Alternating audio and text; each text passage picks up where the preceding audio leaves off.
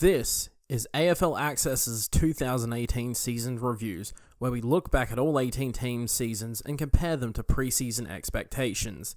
This is Joel from AFL Access, here with the 2018 season review for the Fremantle Dockers.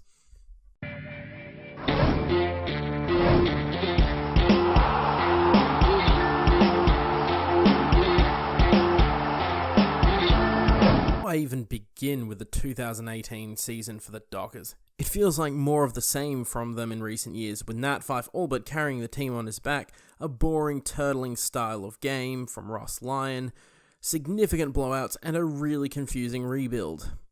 But we will get to that. In 2017, the Dockers were 14th on the ladder with 8 wins and 14 losses, which is significantly better than the 2016 season, which saw them 4-18 and losing their first 10 matches. Now looking forward to the draft, Freo got pick 2 from the Suns in a trade for Lachie Weller and have already been designated pick 5, which they used to draft Andrew Brayshaw and Adam Serra.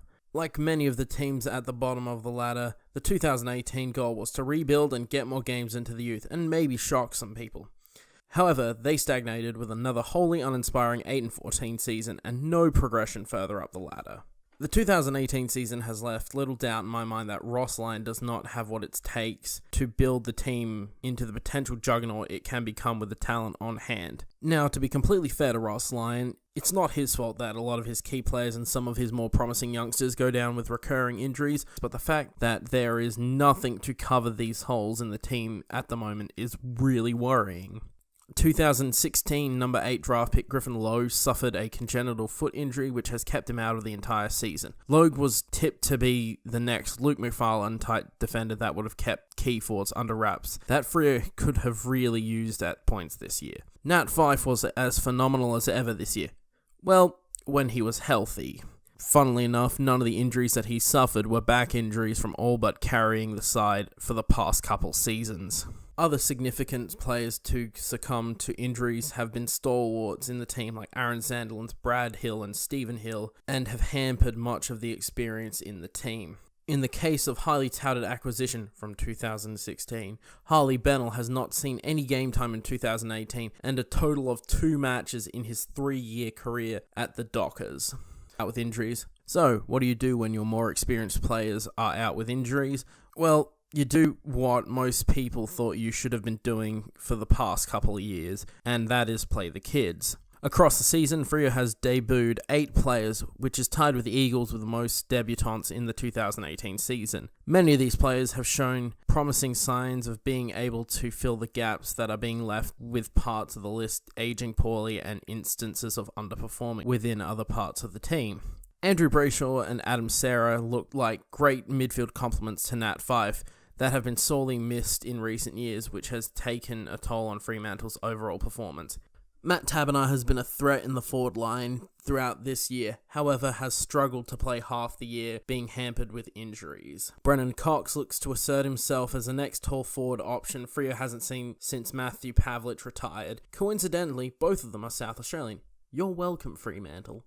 Cox has had some good performances this year, in particular against Adelaide where he scored a goal in the last quarter to put Freo up by 9 points with a few minutes to spare. This earned him a Rising Star nomination, which along with teammate Adam Serra made up Freo's representation on the Rising Star list. Unfortunately, Andrew Brayshaw was robbed of the final couple games of the season, with a broken jaw and one of the most vile acts seen on a football field since Tom Jonas's vicious hit on, ironically, Andrew Gaff. Hopefully, Brayshaw can make a return to football next season and continue showing off his potential that his draft position has indicated. Some of the main issues for Freo this year was scoring, as in there was a complete lack thereof. Averaging only 70.7 points per game this season and being third last in points for this year, only ahead of Carlton and Gold Coast.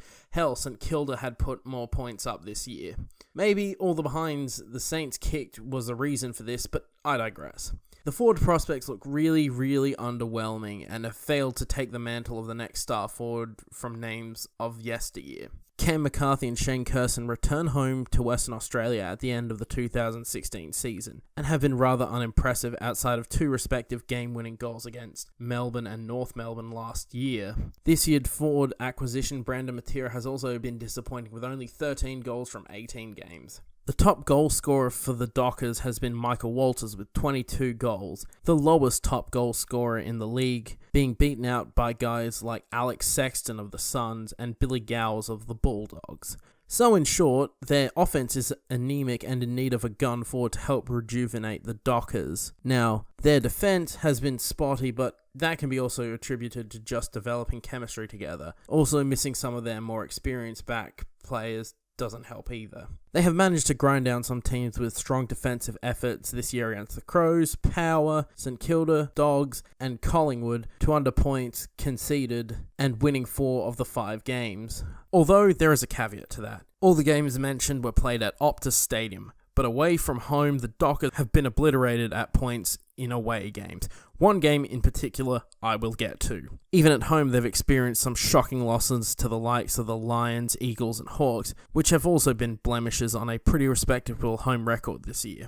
As stated before earlier in the video, Fremantle are looking to rebuild under the watchful eyes of Ross Lyon. However, I do not see Lyon as being the coach to head the rebuild. The conservative brand of football that has been synonymous with Lyon's coaching has not really helped with the development of Fremantle's younger players, and relying on aging players to pick up the slack while failing to do so had drastic outcomes in the past couple seasons, which continued this year. Re-signing talents like Hayden Ballantyne, who hasn't been good since 2014, and stalwart Aaron Sandland, who looks completely shot, leaves some of the younger players in the lurch who really need the game time.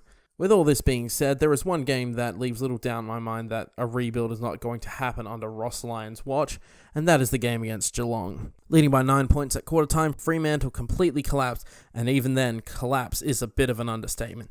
They conceded 23 goals in a row, and failed to score another goal for the entirety of the game. The only comparison I could think of when looking at this performance was this.